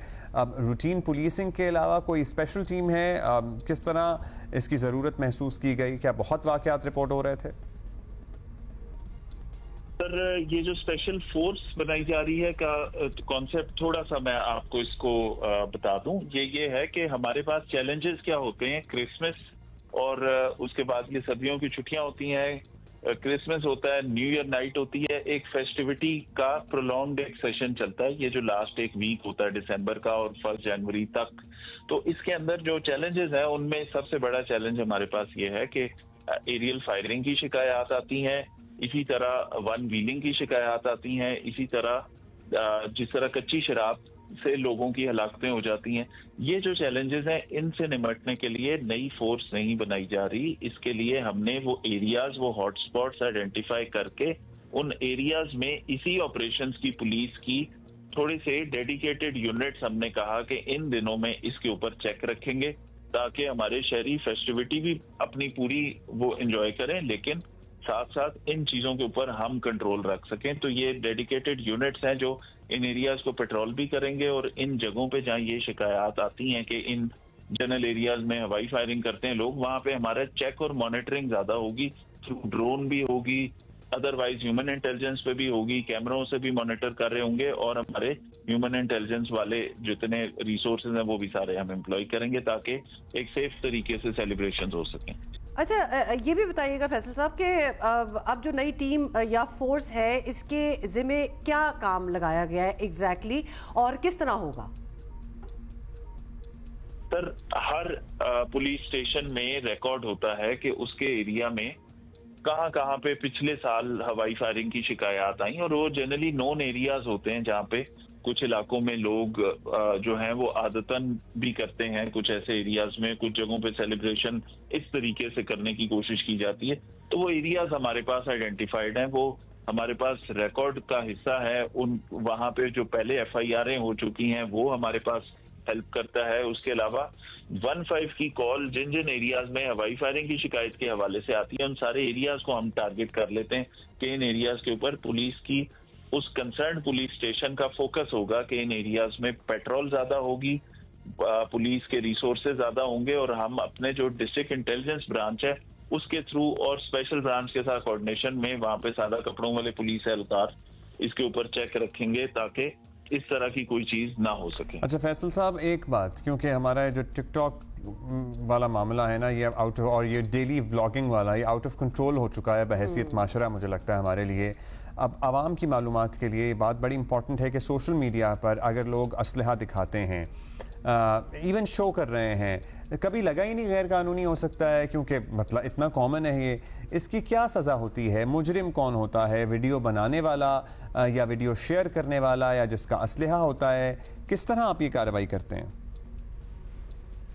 सर, असले जो ये गैर कानूनी असला है खसूसन वो, और असले की ब्रांडिशिंग जो है वो एक जुर्म है, ठीक है। ये इसको अनफॉर्चुनेटली ये जो सोशल मीडिया बहुत तेजी से इवॉल्व भी कर रहा है और एक चीजें चेंज होती जा रही हैं सोसाइटी में, तो उसमें हमारी यंग लॉट जो है उसके लिए ये बड़ी एक ग्लैमर वाली चीज उसके साथ एसोसिएट होगी, असले की नुमाइश करना। तो असले की नुमाइश का माशरे पे एक बुरा असर पड़ता है, यंग लॉट उसको देखती है, वो अट्रैक्ट होती है उसकी तरफ। तो इसलिए सोशल मीडिया के ऊपर वेपन ब्रांडिशिंग भी जो करते हैं लोग, उसमें जो बंदा इस एक्टिविटी में मुलविस पाया जाता है उसके खिलाफ पूरी कार्रवाई की जाती है। वो शेयर तो नेचुरली किसी का स्टेटस कोई कॉपी कर लेगा, कोई पुलिस तक पहुंच जाएगा, रिपोर्ट हो जाएगा, वो उसके ऊपर तो हम बहुत ज्यादा एक्शन लेते हैं। और अब अल्हम्दुलिल्लाह ऐसी कोई भी चीज फौरी तौर पे जैसे ही रिपोर्ट होती है उस पर कार्रवाई भी होती है और फौरन उस पर एक्शन लेके हम बंदे को अरेस्ट भी कर लेते हैं उस पर। तो जो बंदा वेपन ब्रांडिशिंग में इन्वॉल्व है, जिसकी वीडियो है वेपन के साथ, जिसकी जो ऑथराइज नहीं है लोग ये काम करने के लिए, उनको हम फौरन एक्शन भी करते हैं, पकड़ते भी हैं। और कई दफा ऐसा भी होता है कि लोगों की पुरानी वीडियोस होती हैं उन केसेस में, या पहले उनके ऊपर कार्रवाई हो चुकी होती है, तो वेरीफाई करके बाद उसके ऊपर जो भी छोटी बॉन्ड लेके भी छोड़ देते हैं। अगर उसके खिलाफ ये शिकायत कोई रीसेंट वीडियो है या रीसेंट कोई एक्टिविटी इस तरह की में इंगेज हुआ है, तो जो दिखाने वाला है उसके ऊपर एक्शन होगा। अच्छा, फाइनली ये भी बता दें, क्योंकि वेपन ब्रांडिशिंग की हम बात कर रहे हैं और वो हिला रहे हैं, दिखा रहे हैं, ये कोई आम लोग नहीं होते, ये काफ़ी बासर लोग होते हैं, इन्फ्लुएंशियल होते हैं। नेचुरली वेपन एमी तो नहीं आ जाता इनके पास, तो इन पे हाथ डालना इजी होता है, मुमकिन भी होता है, क्योंकि obviously they have connections. Sir ये कॉन्सेप्ट भी थोड़ा सा आजकल के जमाने में फ्लॉड हो गया कि ये सिर्फ बासर लोग होते हैं। असल में इसको एक टाइम पे जो ग्लैमराइज कर दिया गया, बहुत सारी मुख्तलिफ इसमें एस्पेक्ट्स और फैक्टर्स इन्वॉल्व हैं, बट अब इसके अंदर हमारी यंग लॉट, हमारे ऐसे लोग, स्टूडेंट्स खास तौर पे या यंग लॉट स्पेशली, वो अट्रैक्ट होती है इस चीज से। तो इसमें ये सिर्फ बासर लोग नहीं है और इनके ऊपर हमने बिला तफरीक के कोई बासर है या नहीं है, उसके ऊपर हमने कार्रवाइयां की भी हैं और करते भी रहेंगे। इसमें जो भी इन्वॉल्व होता है, जो भी वेपन ब्रांडिशिंग में या हवाई फायरिंग में इन्वॉल्व होता है, उसके ऊपर कार्रवाई होती है। और इसमें लॉस ऑफ लाइफ बहुत ज्यादा चांसेस होते हैं इसमें। ये जो हवाई फायरिंग में गोली ऊपर जाती है, ये कहीं ना कहीं आके किसी ना किसी इंसानी जान के लिए खतरनाक साबित होती है। कई इंसिडेंट्स ऐसे प्रीवियसली हो चुके हैं कि जिसके अंदर कुछ शॉपिंग करते हुए मियाँ बीवी गए हैं, गोद में बच्चा है और उनके ऊपर को हवाई गोली आके लगी है बच्ची को और बच्ची जान से चली गई। तो ये हमने लोगों की जिंदगियों को सेव करना है। ये मैसेज मीडिया के थ्रू, आप लोगों के थ्रू जाना चाहिए कि ये जो हवाई गोली है ये कहीं ना कहीं ये हवा में नहीं जा रही, ये आनी है वापस नीचे और किसी इंसान की जान ले सकती है। इस ट्रेंड को डिस्करेज करना है, इसलिए इस पे बिला तफरीक लाहौर पुलिस इंशाल्लाह कार्रवाइयां जारी रखेगी। शुक्रिया सर, बहुत शुक्रिया हमसे बात करने का। And please warn people who are, हाँ गुड लक टू यू, लेकिन people who are watching this and who intend to do it, please be warned कि अब ये पकड़े जाएंगे फिर कहिएगा नहीं। मुझे याद है when they used to be Basant celebration in Lahore और हवाई फायरिंग उस वक्त भी होती थी, तो पुलिस वाले ट्रक के ऊपर, गाड़ी के ऊपर सीढ़ियां नहीं होती लकड़ी की, वो जो बैम्बू स्टेयर लैडर, वो लैडर लगा के छतों पे पहुंचते थे और लोगों को पकड़ के लेके जाते थे। देखो क्या क्या कार्रवाइयां तो तब भी होती थी। यानी बेसिकली जो भी सेलिब्रेशन हो, बसंत तो खैर होती ही नहीं है, तो हमें गन्स और ये पिस्टल्स और ये चीजें उठाने का क्यों शौक हो जाता है? कौन से जमाने में रह रहे हैं? तो मत कीजिएगा, पकड़े जाएंगे। एक ट्रिब्यूट आज अगर नहीं पकड़े जाएंगे तो हम उम्मीद करेंगे कि पकड़े जाएंगे। हाँ नहीं, हम तो, और अगर हमने कहीं देख लिया ना कोई किसी को, तो हम भी पकड़वाएंगे। सोशल मीडिया में भी कहीं देख लिया तो हम इनको तो भेज ही देंगे। अच्छा जी, यस, कुछ मौसीकी शामिल करते हैं। पाकिस्तान फिल्म इंडस्ट्री में कई मकबूल गीतों की मौसीकी तरतीब देने वाले मौसीकार रशीद अतरे को याद कर रहे हैं, जिन्हें सिर्फ 48 साल जिंदगी ने दिए, लेकिन उन्होंने क्या छोटी सी जिंदगी में क्या क्या काम किया। और पाकिस्तान की शनाख्त माजी में और किसी हद तक आज भी एक ज़राई मुल्क की रही है और किसान हमारी मईशत की रीढ़ की हड्डी थे, खुशहाल हुआ करते थे, बल्कि हुआ करते थे, लेकिन अब जो है things have changed a little bit. कुछ मुश्किलात भी आई हैं, माहौल बदल रहा है। आज किसान को महंगाई, माहौलियाती तब्दीली, जदीद रिसर्च की कमी, मशीनरी की कमी का सामना है, फिर ये स्मॉग है एंड व्हाट नॉट। बहुत से मसाइल ऐसे हैं जो किसान के हल तलब हैं और किसान को सेलिब्रेट करना किसी भी एग्रीकल्चरल मुल्क में कितना ज़रूरी है और 18 दिसंबर को ये दिन मनाया जाता है। और ये दिन मनाने का आगाज़ भी एक्चुअली फातिमा फर्टिलाइज़र वालों ने हमारे ही शो के तहत किया था। बिल्कुल, लास्ट ईयर ये बात हुई थी। इसी पे बात करेंगे। हमारे साथ मेहमान मौजूद हैं और वेलकम करेंगे डायरेक्टर मार्केटिंग फातिमा फर्टिलाइज़र राबेल सदोज़ई साहिबा को, और नसीरुल्लाह खान साहब जो कि head farmer engagement Fatima Fertilizers हैं। Thank you so much for coming here. Rebel, since you are Rabel, you are coming to our show for the second time, बताइए कि क्या चेंजेस आए हैं, बिकॉज पिछले साल भी आप आई थी और हमने बड़े वैलिड जो चैलेंजेस किसान जो फेस कर रहे हैं with climate change and everything else happening, क्या चेंजेस हैं जो एक साल में आप लोगों ने इंट्रोड्यूस किए हो या फिर आप देख रही हैं कि हो रहे हैं? Thank you, Human Abdullah. Thank you for inviting us to your show. थोड़ी सी करेक्शन करूंगी. We introduced Farmer Day या किसान Day, जिसे हम सलाम किसान कहते हैं, 2019. Okay. So this is the 5th year running, Alhamdulillah, where we're celebrating the Kisan Day. And it's not just us. अब बाकी सारी agri-allied stakeholders as well as policy makers as well as government, they are celebrating the Kisan Day. अब पूरा पाकिस्तान ही मनाता है किसान day इस तारीख पे। जस्ट थोड़ा सा बैकग्राउंड जरूरी है। आपने बात की किसान की अहमियत की, किसान की अहमियत और एग्रीकल्चर की कितनी अहमियत है, उस पर थोड़ी सी मैं बात करूंगी, फिर हम प्रॉब्लम्स पे भी बात कर लेते हैं। जैसे आपने बिल्कुल सही कहा, मईशत के हमारी पाकिस्तान की इकोनॉमी की रीढ़ की हड्डी इज एग्रीकल्चर, और ये हमने काफी दफा सुना हुआ भी है, अपने किताबों में भी पढ़ते हैं, लेकिन do we really understand its significance? 24% of the GDP comes from agriculture. That basically translates into 25,000 अरब रुपए जो एग्रीकल्चर की कंट्रीब्यूशन है हमारे GDP में। 37% जो है जी एम्प्लॉयमेंट रूरल एरियाज में एग्रीकल्चर से आती है, और 65% जो हमारे एक्सपोर्ट्स हैं वो एग्री रिलेटेड या एग्रीकल्चर रिलेटेड प्रोडक्ट से होते हैं। तो अगर आप इसको कंबाइन करें तो then you would understand the significance of agriculture and the significance of farmers. Right, absolutely. Having said that, problems पे हम आ जाते हैं। एक बहुत लंबी लिस्ट ऑफ प्रॉब्लम्स है जिस पे हम काम भी कर रहे हैं, but just top of mind अगर मैं कुछ प्रॉब्लम्स की बात करूं आजकल जो फार्मर्स फेस कर रहे हैं, इज लो यील्ड पर एकड़ एक नंबर 1 है। इम्बैलेंस यूज ऑफ फर्टिलाइजर एक बहुत सिग्निफिकेंट प्रॉब्लम है। Negative impact of climate change, जिस पे ना गवर्नमेंट रिसर्च कर रही है, ना कुछ हमारे यहाँ ज्यादा उस पर डिस्कशन होती है कि हमारे क्रॉप्स पे इसका क्या इफेक्ट आ रहा है, उस पे भी बात नहीं होती। जब भी कोई फसल आती है ना, राबेल हमारे साथ ही रहिएगा, हम नसीर साहब को भी गुफ्तगू में शामिल करेंगे।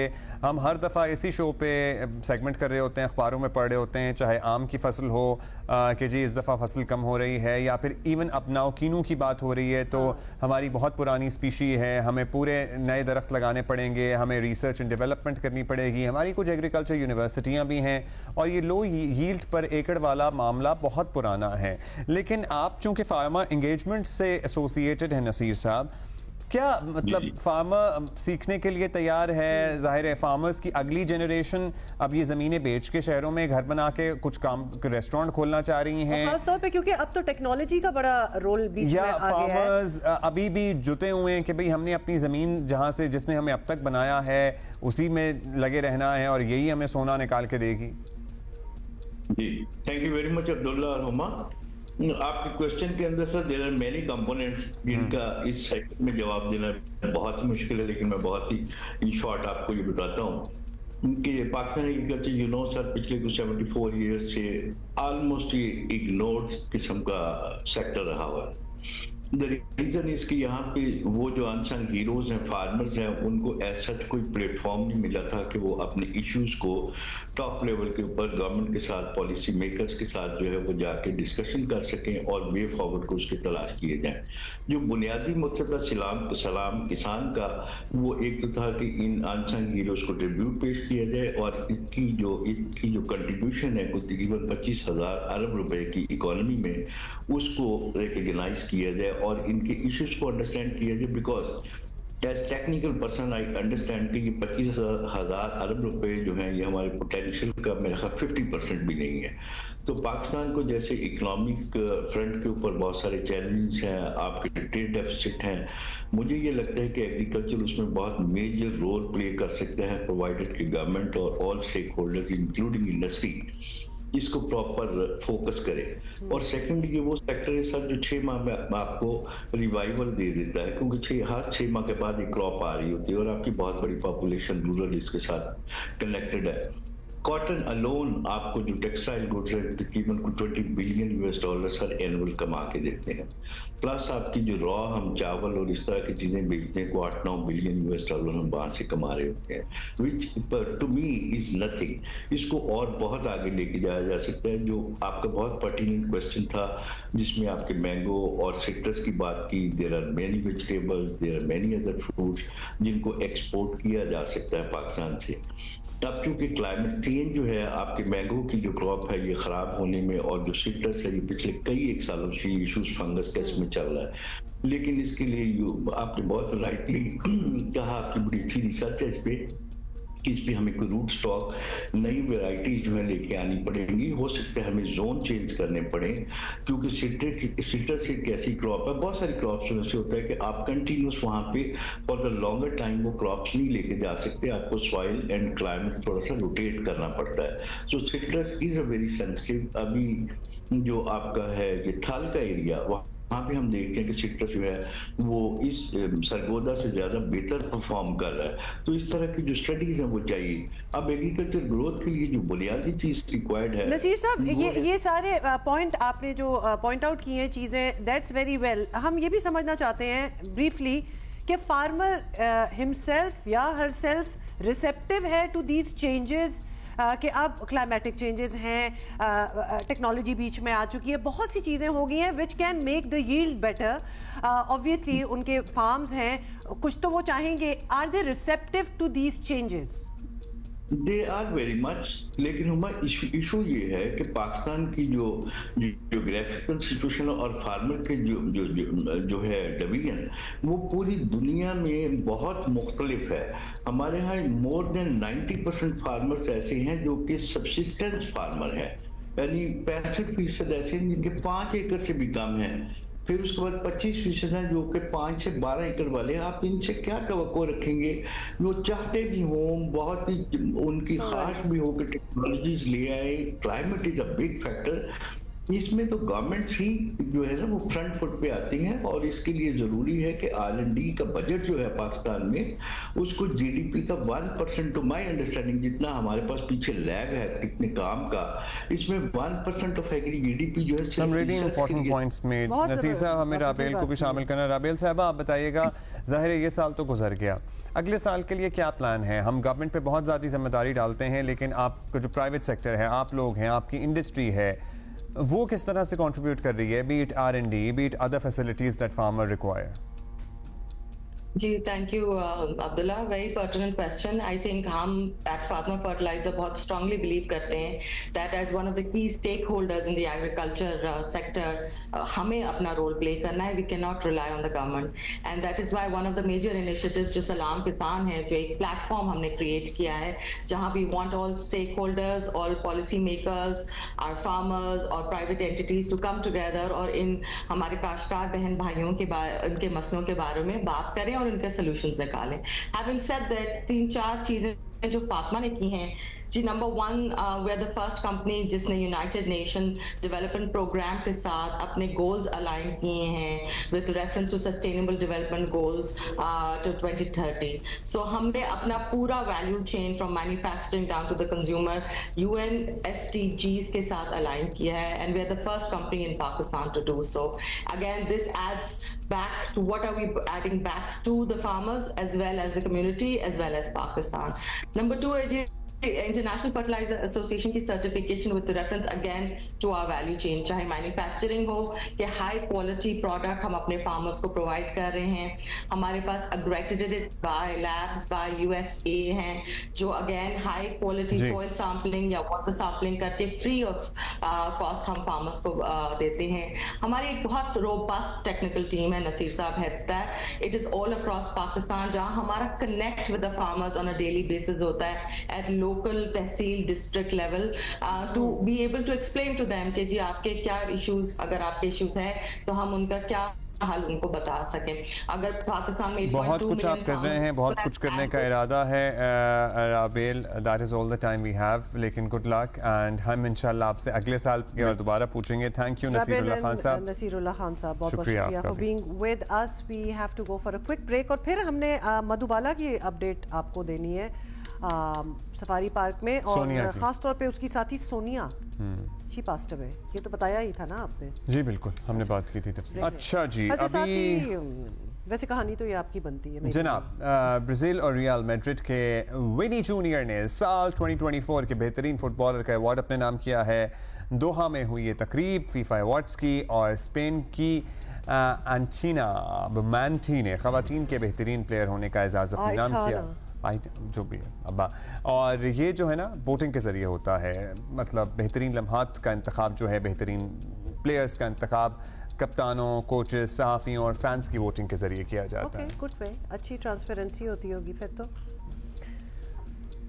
अच्छा, साथ ही आपको बता दें, हम पहले बात कर रहे थे वो सोनिया मधुबाला हथनियों की, कि सफारी पार्क कराची में सोनिया नामी हथनी की पोस्टमार्टम रिपोर्ट में मुख्तलिफ बैक्टीरिया की मौजूदगी का इंकशाफ हुआ है, और सफारी पार्क के हुकाम का मौक़िफ़ रहा है कि सोनिया की मौत हार्ट अटैक के बायस हुई है। तो अब वो तो पता चल रहा है कि हार्ट अटैक तो फिर ना हुआ ना, कुछ और था। ज़राए के मुताबिक सोनिया के पाँव में मौजूद पुराना एक फोड़ा जो था वो बैक्टीरिया की बुनियादी वजह करार दिया गया है, और 4 पॉज टीम ने इसके लिए एंटी बायोटिक तजवीज़ की थी। सवाल ये बनता है कि अगर ये सब कुछ वहाँ हो रहा था तो वहाँ मधुबाला को क्यों ट्रांसफ़र किया, अगर वहाँ भी टेक केयर उस तरह नहीं। शवाला असलम हमारे साथ ही हमें अपडेट करेंगी, क्या पता चला है? बड़े सवालात certainly सोनिया की मौत ने उठाए हैं, अभी तक क्या सामने आया शवाला इन द पोस्टमार्टम रिपोर्ट? देखिए, जो हथनी सोनिया की जो इनिशियल पोस्टमार्टम रिपोर्ट है वो जियो न्यूज़ को मौसूल हो चुकी है, और जिसमें सीवियर बैक्टीरियल जो इन्फेक्शन है उसका इंकशाफ हुआ है। यानी ये वो इन्फेक्शन है जो हथनी सोनिया को काफ़ी टाइम से लाहक था, और जिसकी जो ट्रीटमेंट थी वो एज सच नहीं दी जा रही थी। और अगर इस इन्फेक्शन के हवाले से बात करें तो ये वही जो फोड़ा है जो उसके पैर में था, जो एब्सेस था, वही इस इन्फेक्शन का सबब भी बना, और ये काफ़ी ज़्यादा फैटल भी था। और यही बताया जा रहा था कि हथनी नूरजहां में भी ये जो इन्फेक्शन है वो पाया गया था, जिसकी वजह से हथनी नूरजहां की भी डेथ हो गई थी, और उसके बाद हथनी सोनिया में भी यही सिमिलर जो इन्फेक्शन था उसकी तस्दीक भी अब जो पोस्टमार्टम रिपोर्ट है उससे हो चुकी है। और उसके बाद जो जराए हैं वो ये बताते हैं कि जो 4 पॉज हुकाम है उन्होंने काफ़ी ज़्यादा तशवीश का इज़हार भी किया है, क्योंकि उनका ये भी कहना है कि ये जो रिपोर्ट है इसमें एक जो जगह थी जहाँ पर हथनी सोनिया थी वो जगह भी उसके लिए सूटेबल इस तरह से नहीं थी कि वो काफ़ी ज़्यादा स्पेशियस नहीं थी, और उसके लिए जो जगह थी उसको एक्सपेंड भी किया जा रहा था। और इसके साथ ही ये भी कह रहा था 4 पॉज हुकाम का कि क्योंकि हथनी मधुबाला को यहाँ सफारी पार्क शिफ्ट करना था, लिहाजा उसके लिए जो ज़मीन थी उसको भी एक्सपेंड किया जा रहा था ताकि जो तीनों हत्याएं हैं वहाँ पर आराम से रह सकें।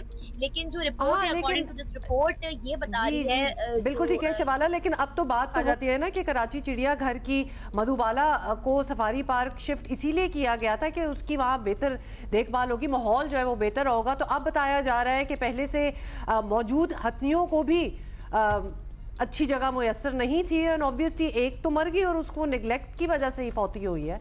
तो क्या ऐसा ही है?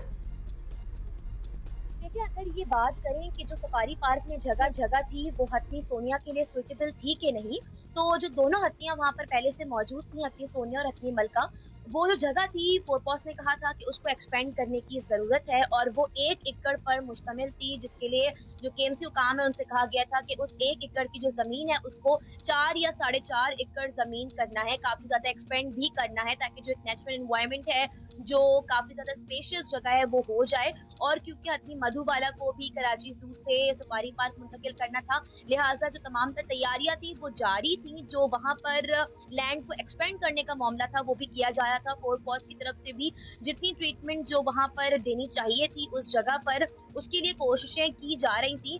अलबत्ता ये बताया गया था कि सिर्फ एक एनवायरनमेंट ही नहीं, जो एक स्पेस है वो ही नहीं, बल्कि जो डाइट है वो भी काफी ज्यादा मैटर करती है, क्योंकि इससे पहले भी जो कॉन्वर्सेशन में ना शबाला, थैंक यू फॉर अपडेटिंग, स्कूश का लफ्ज बहुत इस्तेमाल होता है। मतलब एक साल तो पूरा मधुबाला को ट्रांसफर करने में लग गया की जा रही है, वो कोशिश कर रहे हैं, ये कोशिश की जा रही थी, ये कोशिशों के चक्कर में एक हाथी की जान चली गई।